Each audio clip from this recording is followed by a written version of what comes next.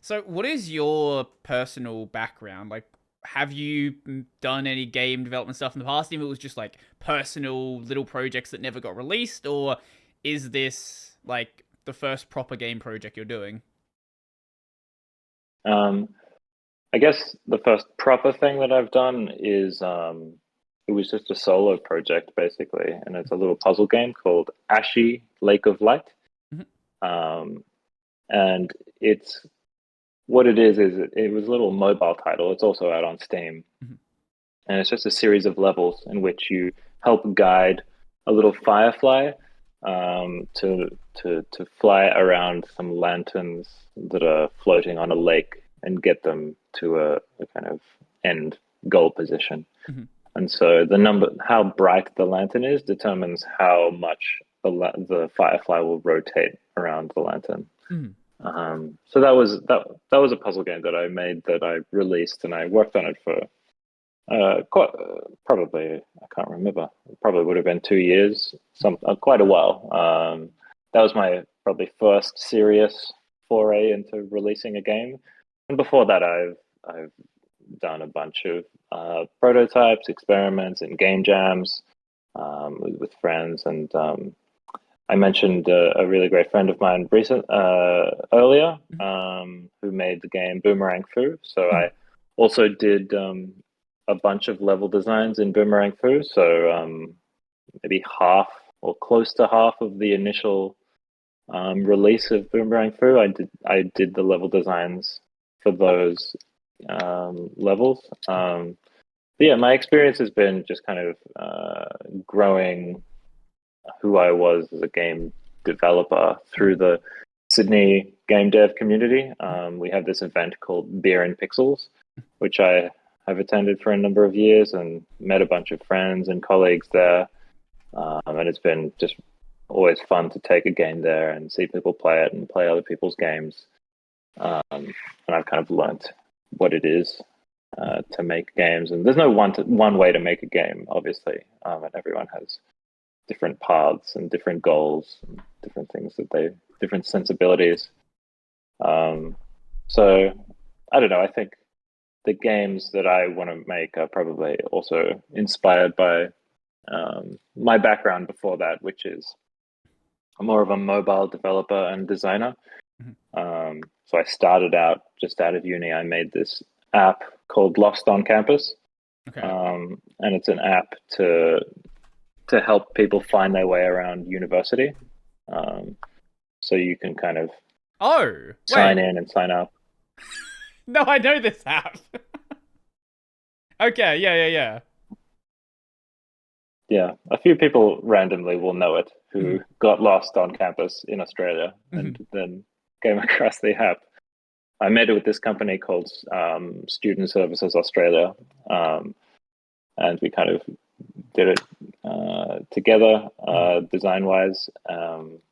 But yeah, you essentially search for the place you want to go, and it Mhm. will help you get there. Mhm. Hopefully, that was one of the first big projects I did as a mobile developer. I did a few other projects along the way, and then I found myself at the Creative Lab at Google, like I mentioned in Sydney. Mhm.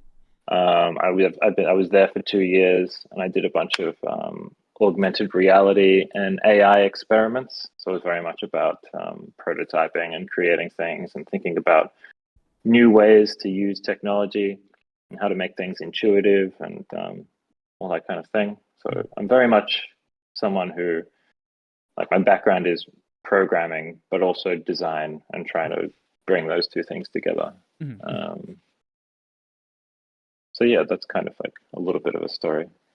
When you mentioned Lost on Campus, like I didn't use it in like my later years. My first year at University of South Australia, like I constantly had that app open trying to find where anything was. Nice. That's cool. I didn't That's know the about it well, myself, but a the bunch of reason friends I who told me about it, like, hey, download this app. Like, yes, I will. Thank you. oh, that's awesome. That's fun. That's a blast from the past for me. I kind of I had made an app when the iPhone came out. This is gonna I'll show my age here, Mhm. I guess. I'm not that old.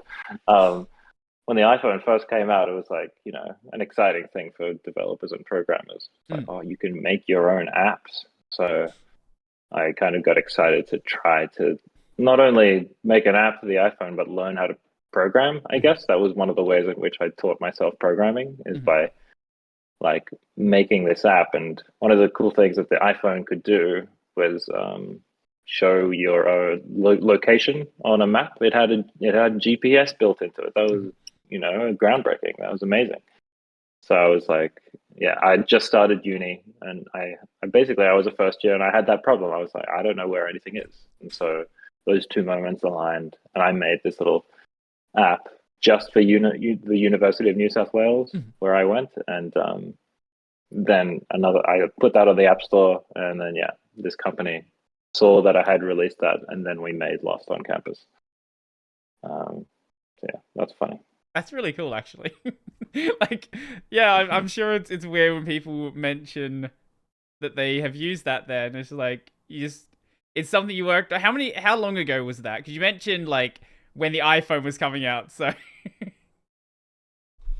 Yeah, yeah. I mean, probably 2018 ish, Oh, I okay. So think. it was okay. It was quite a bit after the iPhone originally came out. Then, right? Okay. So you're not aging yourself that much. Yeah, yeah, yeah, yeah. That's right. I was like, wait, you're looking really good I, for having been in uni in I mean, 2007. I can't really remember how long it had been out, but it was exciting enough for me. Sure. Like, yeah, yeah. Not aging myself that much. I agree. Yeah. Um, that's really cool. So, what did you study at uni then? Is it at all related to what you're doing now, or is it like one of those degrees where you have it and you're like, yeah, it's kind of a degree I have. Yeah. Well, it was a bit of an unusual one. So I did actually study programming. So I Okay, did I okay. did computer science. I did a double degree. It was computer science and digital media. And it's a degree that isn't, well, as far as I know, it's not really offered anymore, and it wasn't offered for long Mhm, because it was a bit unusual. You mhm, kind of had to have a programming brain, but also be interested in design. So UNSW, I would go to one campus, which is it was a shuttle bus away. mhm, One campus would have photography classes, video editing classes. We mhm. would do art theory, 3D modeling and animation, sound, or music composition. That would be like half of my degree, and then the other half I would go to the main campus and do computer science related subjects Mhm. like networking and computer graphics and just like object oriented programming and Everyone's things like favorite. that. And so,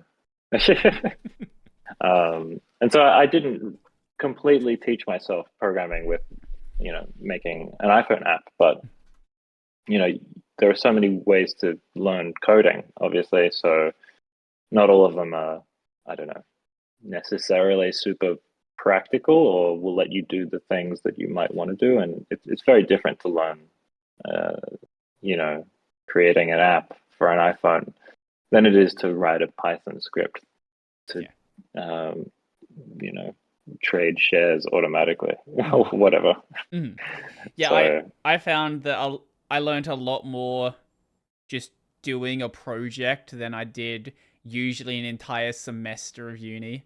It's like, okay, it's good for getting some of that more like technical, mathematical background stuff, sure. But when it comes to like learning how to build some software, like you're going to learn so much more by just sitting down and actually making some practical project, whether that be a game or a lot of people. One way they'll learn a new language is build like an HTTP server, and doing that you will learn so much more than listening to someone talk for 2 hours a week.